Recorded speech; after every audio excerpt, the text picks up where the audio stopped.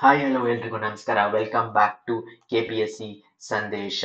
ಇವತ್ತು ನಾವು KPSCಯ CTI commercial tax inspector ಹಾಗೂ PSI ಎಕ್ಸಾಮ್ ಕೂಡ ಬರ್ತಾ ಇದೆ ಮತ್ತು ಬೇರೆ ಬೇರೆ ಗ್ರೂಪ್ ಸಿ ಎಕ್ಸಾಮ್ಗಳಿಗೆ ಹೆಲ್ಪ್ ಆಗುವಂತಹ ಇಂಪಾರ್ಟೆಂಟ್ ಕೇಸಸ್, ಸುಪ್ರೀಂ ಕೋರ್ಟಿನ ಹಾಗೂ ಬೇರೆ ಹೈಕೋರ್ಟ್ಸ್ ನ ಇಂಪಾರ್ಟೆಂಟ್ ಕೇಸಸ್ ಅನ್ನ ನೋಡ್ತಾ ಇದ್ದೀವಿ. ಬಹಳ ಬಹಳ ಮುಖ್ಯವಾದ ಸೆಕ್ಷನ್ ಆಫ್ ಪಾಲಿಟಿ ಇದು. ಸೊ ಈ ವಿಡಿಯೋ ಸೀರೀಸ್ ಅಲ್ಲಿ ಇಂಪಾರ್ಟೆಂಟ್ ಕೇಸಸ್ ಕೆಲವಷ್ಟು ಕೇಸಸ್ ನೋಡ್ತೀವಿ. ನಮ್ಮ ವೀಕ್ಷಕರಿಗೆ ಒಂದು ಮನವಿ, ನಿಮ್ಗೆ ಇದರ ಬೇರೆಷ್ಟು ಪಾರ್ಟ್ಸ್ ಬೇಕು ಅಂದ್ರೆ ದಯವಿಟ್ಟು ಕಮೆಂಟ್ಸ್ ಅಲ್ಲಿ ತಿಳಿಸಿ, ಪಾರ್ಟ್ 2 ಬೇಕು ಅಥವಾ ಯಾವ ಕೇಸಸ್ ಬೇಕು ಅಂತ, ಸೊ ದಟ್ ಈ ಸೀರೀಸ್ ಅನ್ನ ಕಂಟಿನ್ಯೂ ಮಾಡಬಹುದು. So, the Supreme Court is the highest court in India. ಭಾರತದಲ್ಲಿ be you ever so high, law is always above you ಅಂತ ಹೇಳ್ತಾರೆ. ಅಂದ್ರೆ ನೀವು ಎಷ್ಟೇ ಮೇಲಿರಿ, ಲಾ ನಿಮ್ ಮೇಲಿರುತ್ತೆ ಅಂತ. ಸೊ ಆ ನುಡಿಯೊಂದಿಗೆ ಇವತ್ತಿನ ಕೇಸಸ್ ಅನ್ನ ಸ್ಟಾರ್ಟ್ ಮಾಡೋಣ. ಮೊದಲನೆಯದಾಗಿ ಪ್ರಶ್ನೆಗಳು ಬರ್ತಾ ಇದೆಯಾ ಇನ್ ಕೇಸಸ್? ಎಸ್, ನೀವು ನೋಡ್ಬೋದು ಇಲ್ಲಿ ಮ್ಯಾಚ್ ದ ಫಾಲೋಯಿಂಗ್ 1 2 3 4 ಕೇಸ್ಗಳು ಕೊಟ್ಟಿದ್ದಾರೆ. ನೆಕ್ಸ್ಟ್ ನೋಡ್ಬೋದು ಇಲ್ಲಿ ಸುಪ್ರೀಂ ಕೋರ್ಟ್ ಕೇಸ್ ಯಾವುದು ಅಂತ, ಇಲ್ಲಿ 4 ಆಪ್ಷನ್ಸ್ ಕೊಟ್ಟಿದ್ದಾರೆ. ಇಲ್ಲಿ ಇನ್ನೊಂದು ನೋಡ್ಬೋದು ಸುಪ್ರೀಂ ಕೋರ್ಟ್ ಯಾವ ಕೇಸಸ್ ಅನ್ನ ಕೊಟ್ಟು ಆರ್ಟಿಕಲ್ 356 ಬಗ್ಗೆ ಒಂದು ಕ್ವೆಶ್ಚನ್ ಇದೆ.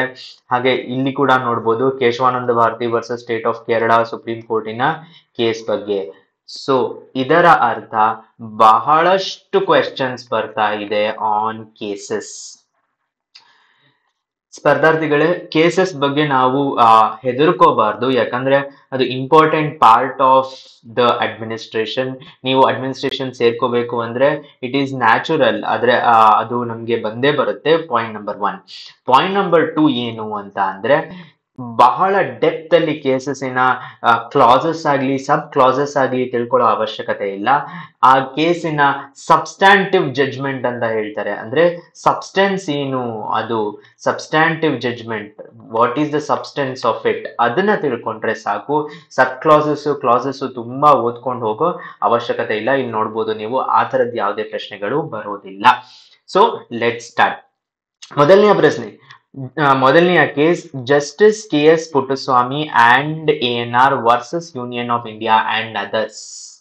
ಏನಪ್ಪಾ ಅಂದ್ರೆ, it is a landmark judgment of Supreme Court which right to privacy, ಅಂದ್ರೆ ನಮ್ಮ privacy is protected as a fundamental right under article 21 ಅಡಿ.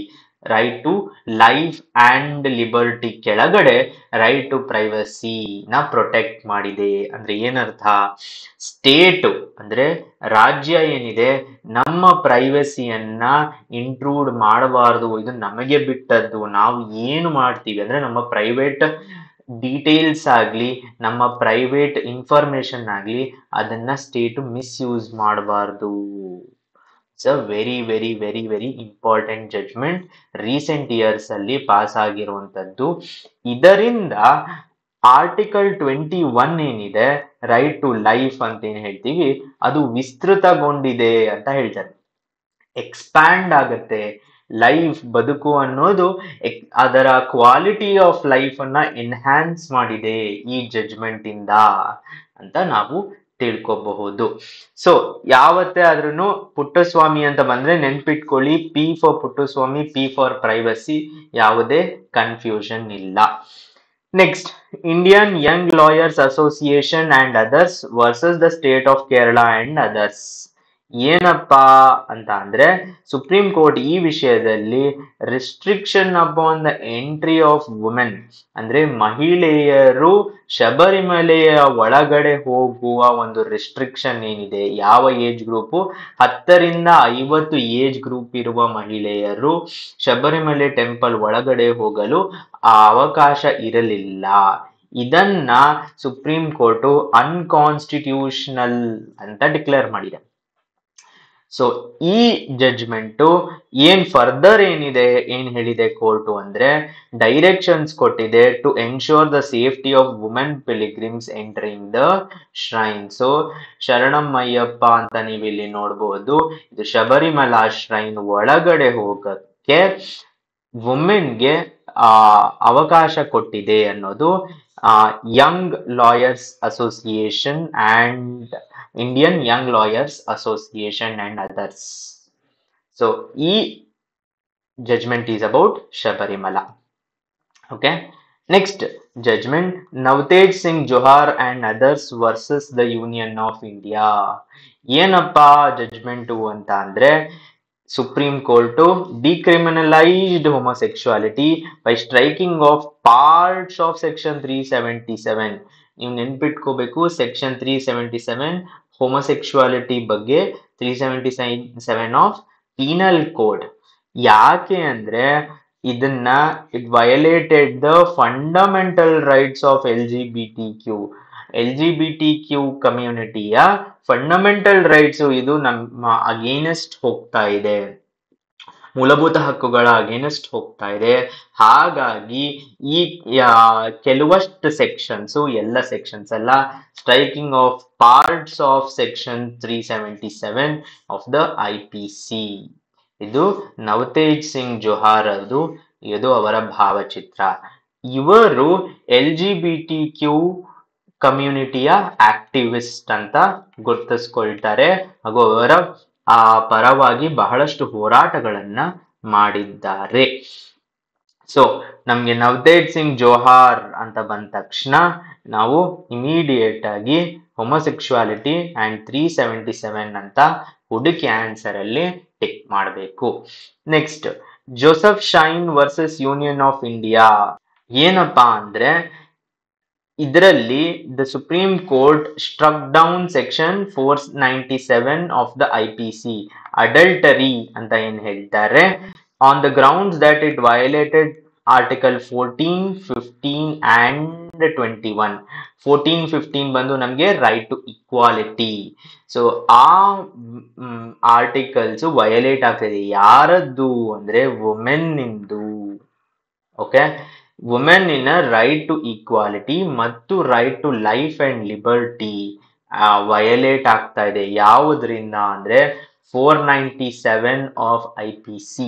ಅಡಲ್ಟರಿ ಅಂದ್ರೆ ಏನು, ಅದರ ಡೀಟೇಲ್ಸ್ ಏನು, ನೀವು ಸಿಕ್ಕಾಪಟ್ಟೆ ಡೀಟೇಲ್ಸ್ ಅಲ್ಲಿ ಏನಾಯ್ತು ಜಡ್ಜ್ಮೆಂಟ್ ಅಲ್ಲಿ ಅದ ಅಷ್ಟು ಅವಶ್ಯಕತೆ ಇಲ್ಲ. ಅಡಲ್ಟರಿ ಅಂದ್ರೆ ಏನು ಅಂತ ನೀವು ಹುಡುಕಿ ತಿಳ್ಕೋಬಹುದು. ಯಾಕೆ ಅಂದ್ರೆ ಇಟ್ ವಾಸ್ ಆರ್ಖೈಕ್ ಅಂಡ್ ಪೆಟರ್ನಲಿಸ್ಟಿಕ್. ಪೆಟರ್ನಲಿಸ್ಟಿಕ್ ಅಂದ್ರೆ ಇದು ಪುರುಷರ ಪರವಾಗಿದೆ ಅಂಡ್ ವುಮೆನ್ನಿನ ಅಟಾನಮಿ, ಡಿಗ್ನಿಟಿ ಮತ್ತು ಪ್ರೈವಸಿಯನ್ನ ಇದು ಹಾಳು ಮಾಡುತ್ತಿದೆ ಅಥವಾ ಅದನ್ನ ಕರ್ಬ್ ಮಾಡ್ತಾ ಇದೆ ಅಂತ ಇದು ಹೇಳ್ತಾ ಇರೋದು. Right. So Joseph Shine versus Union of India. Joseph shine ಅಂತ ಬಂದ ತಕ್ಷಣ ಒಂದೇ ಒಂದು ವರ್ಡ್ ಹುಡುಕ್ಬೇಕು ನೀವು, ಸೆಕ್ಷನ್ 497 ಅಥವಾ ಅಡಲ್ಟರಿ. ಬಹಳಷ್ಟು ಡೀಟೇಲ್ಸ್ ಅನ್ನ ತಿಳ್ಕೊಳ್ಳೋ ಅವಶ್ಯಕತೆ ಇಲ್ಲ. ಈಗ ಈ ಪ್ರಶ್ನೆಯನ್ನ ಸಾಲ್ವ್ ಮಾಡೋಣ. First option A, justice KS Puttaswamy retired and ANR versus Union of India and others. ನಾವ್ ಹೇಳಿದ್ವಿ ಪುಟ್ಟಸ್ವಾಮಿ ಅಂತ ಬಂದ ತಕ್ಷಣ ನಾವು ನೋಡ್ಬೇಕಾಗಿರೋದು ಒಂದೇ ಒಂದು, privacy. Right to privacy is protected as a fundamental right. A is 4. Okay, ಇನ್ನೊಂದು ವಿಷಯ, ಇದು ಬರೀ ಫಂಡಮೆಂಟಲ್ ರೈಟ್ ಅಂತ ಒಂದು, ಆದ್ರೆ ಇದು ಆರ್ಟಿಕಲ್ 21 ಅಡಿಯಲ್ಲಿ ಫಂಡಮೆಂಟಲ್ ರೈಟ್ ಆಗಿದೆ ಅನ್ನೋದು ಇನ್ನೊಂದು ಪ್ರಶ್ನೆ ಬರುವ ಸಾಧ್ಯತೆ. Joseph Shine versus Union of India. ಈಗಷ್ಟೇ ನೋಡಿದ್ವಿ, ಜೋಸೆಫ್ ಅಂತ ಬಂದ ತಕ್ಷಣ ನಾವು ಒಂದೇ ಒಂದು ನೆನ್ಪಿಟ್ಕೋಬೇಕು, ಅದು ಬಂದು ಡಿಕ್ರಿಮಿನಲೈಸೇಷನ್ ಆಫ್ ಅಡಲ್ಟ್ರಿ. ಸಾರಿ, ಇದೆಲ್ಲ ಅಡಲ್ಟ್ರಿಯನ್ನ ನೆನ್ಪಿಟ್ಕೋಬೇಕು. ಜೋಸೆಫ್ ಶೈನ್ ಅಂದ ತಕ್ಷಣ ಡಿಕ್ರಿಮಿನಲೈಸೇಷನ್ ಆಫ್ ಅಡಲ್ಟ್ರಿ, B3 ಆಗತ್ತೆ. Indian Young Lawyers Association and others versus State of Kerala and others. Young Lawyers Association ಏನಪ್ಪಾ ಅಂದ್ರೆ ಶಬರಿಮಲಾ ಜಡ್ಜ್ಮೆಂಟ್. ಸೊ ಇದು ಶಬರಿಮಲಾ ಜಡ್ಜ್ಮೆಂಟ್ 5 ಆಗತ್ತೆ ಇಲ್ಲಿ, ಶಬರಿಮಲಾ ಜಡ್ಜ್ಮೆಂಟ್. ನೆಕ್ಸ್ಟ್, ನವತೇಜ್ ಜೋಹಾರ್. ನವತೇಜ್ ಜೋಹಾರ್ ಏನು ನಾವು ಆಗ್ಲೇ ನೋಡಿದ್ವಿ. ನವತೇಜ್ ಜೋಹಾರ್ ಅಂತ ಬಂದ ತಕ್ಷಣ ಎರಡು ಥಿಂಗ್ಸ್ ಇದೆ, 377 ಅಂಡ್ LGBTQ and homosexuality. ಆ ವರ್ಡ್ಸ್ ಅನ್ನ ಹುಡುಕಿ ನಾವು ಇಲ್ಲಿ ಮಾರ್ಕ್ ಮಾಡ್ಕೋಬೇಕು. ಇಲ್ಲಿ 377 ಬಂದು ಆಪ್ಷನ್ 1 ನಲ್ಲಿದೆ. So this is 1. ಸೊ ಈಗ ನೋಡ್ಬೋದು A4 ಇರುವ ಆಪ್ಷನ್ ಒಂದೇ ಒಂದು. ಸೊ ಇದು ರೈಟ್ ಆಗತ್ತೆ. B3 ಕರೆಕ್ಟ್ ಆಗಿದೆ, C5 ಕರೆಕ್ಟ್ ಆಗಿದೆ, ಹಾಗೂ D1 ಕರೆಕ್ಟ್ ಆಗಿದೆ. Option 3 is right. ಮುಂದಿನ ಪ್ರಶ್ನೆ, MC ಮೆಹ್ತಾ ವರ್ಸಸ್ ಮುಂದಿನ ಕೇಸ್ಗಳು MC Mehta versus Union of India 2018 case. ಇಲ್ಲಿ ನೋಡ್ಬೋದು ನೀವು MC ಮೆಹ್ತಾ ಅವರ ಭಾವಚಿತ್ರ. ಇವರು ಭಾರತದಲ್ಲಿ ಬಹಳಷ್ಟು ಎನ್ವೈರನ್ಮೆಂಟ್ ಕೇಸಸ್ ಅನ್ನ ಹೋರಾಡಿ ಗೆದ್ದಿರುವಂತಹ ಒಬ್ಬ successful environment lawyer. Environment related ಯಾವುದೇ ಕೇಸ್ ಬಂದ್ರು ನೀವು MC ಮೆಹ್ತಾ ಹಾಕಿದ್ರೆ ಹೈಯರ್ ಚಾನ್ಸ್ ಅದು ಕರೆಕ್ಟ್ ಇರುವ ಸಾಧ್ಯತೆ ಇರುತ್ತೆ. ಯಾಕಂದ್ರೆ ಇವರು 1-2 ಕೇಸ್ ಅಲ್ಲ, ಬಹಳಷ್ಟು ಕೇಸ್ ಗೆದ್ದಿದ್ದಾರೆ. ಅದಕ್ಕಾಗಿ ಅವ್ರಿಗೆ ಪದ್ಮಶ್ರೀ ಕೂಡ ಕೊಟ್ಟಿದ್ದಾರೆ. ಫಾರ್ ಎಕ್ಸಾಂಪಲ್ MC ಮೆಹ್ತಾ 86 ಇಂದ ಕೇಸಸ್ ಅನ್ನ ಮಾಡ್ಕೊಂಡ್ಬಂದು 2018 ವರ್ಗು ಅವರು ಗೆದ್ದಿದ್ದಾರೆ. ಏನಪ್ಪಾ ಅಂದ್ರೆ direction to central and state government, ಏನು prevention and control of water pollution. ನಾನು ಆಗ್ಲೇ ಹೇಳಿದೆ MC ಮೆಹ್ತಾ ಅಂದ ತಕ್ಷಣ environment. Okay, so water pollution against directions ಕೊಡಬೇಕು ಅಂತ ಒಂದ್ ಪಾರ್ಟ್. ಇವರ ಇನ್ನೊಂದು ಕೇಸು, ಬೇರೆ ಕೇಸಿನಲ್ಲಿ court annulled the statutory rule of the Central Motor Vehicles 18 directed that no BS4 vehicle should be sold after March 2020. BS4 ಅಂದ್ರೆ ಭಾರತ್ ಸ್ಟೇಜ್ 4 ಏನಿದೆ ಅದು ಸೇಲ್ ಮಾಡಬಾರ್ದು, ಓನ್ಲಿ ಸ್ಟೇಜ್ 6 ಸೇಲ್ ಮಾಡಬೇಕು ಅನ್ನೋದು MC ಮೆಹ್ತಾ ಅವರ ಇನ್ನೊಂದು ಕೇಸಲ್ಲಿ ಬರುವಂತದ್ದು. ಓಕೆ, ಸೊ ಯಾವುದೇ ಎನ್ವೈರನ್ಮೆಂಟ್ ಕೇಸ್ ಇದ್ರೆ ಅದು MC ಮೆಹ್ತಾ ಆಗತ್ತೆ. ನೆಕ್ಸ್ಟ್, ಡೆನಿಯಲ್ ಲತೀಫಿ ಕೇಸ್ ಅಂತ ಬಂದಾಗ ಏನಪ್ಪಾ ಅಂದ್ರೆ upheld the validity of Muslim women protection on Divorce Rights Act 1986 for what? ಏನಪ್ಪಾ ಅಂದ್ರೆ validity of Muslim women protection. So Daniel Latifi ಅಂದ ತಕ್ಷಣ ನಮ್ಗೆ Muslim women protection for what? Fair and reasonable compensation and guaranteed lump sum amount. So ಇಲ್ಲಿ ಏನಾಯಿತು ಅಂದ್ರೆ there are two sections. One is the sections that are ruled by the civil code in India and the section not ruled by civil code. Daniel Latifi ಕೇಸಲ್ಲಿ fair and reasonable compensation ಕೊಡಬೇಕು ಅನ್ನೋದು ಹೇಳಿದ್ದಾರೆ. ಇದು Daniel ಲತೀಫಿ ಅವರ ಭಾವಚಿತ್ರ. ಮುಂದಿನ ಪ್ರಶ್ನೆ, Sarala Mudgal versus Union of India. Supreme court union of India is a supreme court case. ಏನಪ್ಪಾ ಹೇಳ್ತಾ ಇದೆ ಅಂತ ಅಂದ್ರೆ, it laid down the principles against the practice of solemnizing second marriage by conversion to Islam with the first marriage not being dissolved. For example, ಒಬ್ಬ person, ಪುರುಷ ಅಥವಾ ಮಹಿಳೆ ಆಗಿರ್ಬೋದು, ಅವರು ಒಂದ್ ಮದುವೆ ಆಗಿದ್ದಾರೆ, ಯಾವುದೇ ಕಮ್ಯುನಿಟಿ ಅವರ ಆಗಿರ್ಬೋದು, ನಾನ್ ಇಸ್ಲಾಮಿಕ್ ಕಮ್ಯುನಿಟಿ, ಅವರು ಇಸ್ಲಾಮಿಗೆ ಕನ್ವರ್ಟ್ ಆಗಿ ಇನ್ನೊಂದು ಮದುವೆ ಆದರೆ ಆ ಮದುವೆನ ಸಾಲಮ್ನೈಸ್ ಮಾಡಕ್ಕಾಗಲ್ಲ ಅನ್ನೋದು ಸರಳಾ ಮುದ್ಗಲಿನ ಕೇಸು. ಬಹಳ ಡೀಟೇಲ್ಸ್ ಅಲ್ಲಿ ಹೋಗೋ ಅವಶ್ಯಕತೆ ಇಲ್ಲ. Just remember that it is about solemnising second marriage by for conversion to Islam.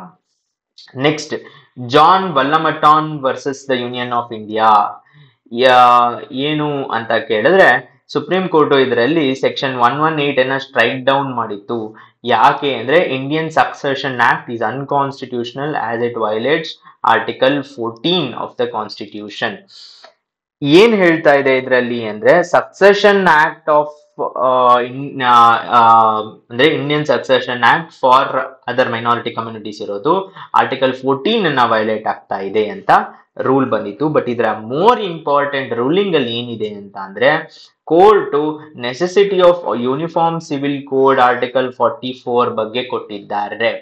So help ಅಂದ್ರೆ ನೀವು ಕೋರ್ಟ್ ಹೇಳ್ತಾ ಇದೆ ಯೂನಿಫಾರ್ಮ್ ಸಿವಿಲ್ ಕೋಡ್ ಆರ್ಟಿಕಲ್ 44 ಅಡಿಯಲ್ಲಿ ಏನಿದೆಯೋ ಅದನ್ನ ಇಂಪ್ಲಿಮೆಂಟ್ ಮಾಡಿ. ಯಾಕೆ ಅಂತ ಅಂದ್ರೆ, it will help in national integration and also eliminate the contradictions on the basis of ideology of different communities.